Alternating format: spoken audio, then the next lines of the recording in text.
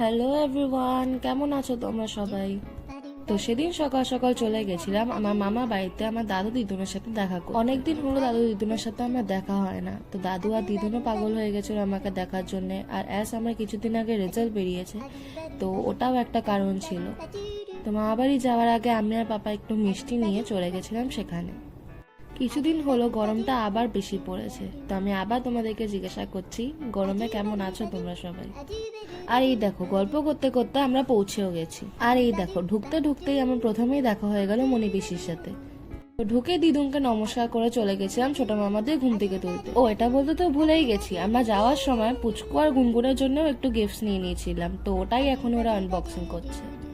তারপর 3 বোনে মিলে চলে গেছিলাম ছাদে মন্দিরে ঠাকুরকে নমস্কার। আর এই দেখো আমাদের মন্দির, দাদু ফুল বাচ্ছে আর দিদুন ঠাকুরের জায়গাটা পরিষ্কার করছে।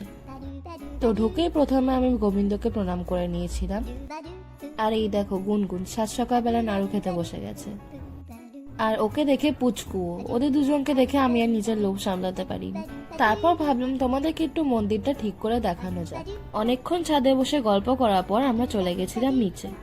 তারপর পুজো হয়ে যাওয়ার পর দাদু নিচে আসলে দাদুর সাথে একটু গল্প করে, তারপর পোলাও আর মাংস খেয়ে সবাইকে টাটা করে আমরা বেরিয়ে গেছি। আজকের জন্য এত। দাঁড়াও এখনো ব্লগ শেষ হয়নি।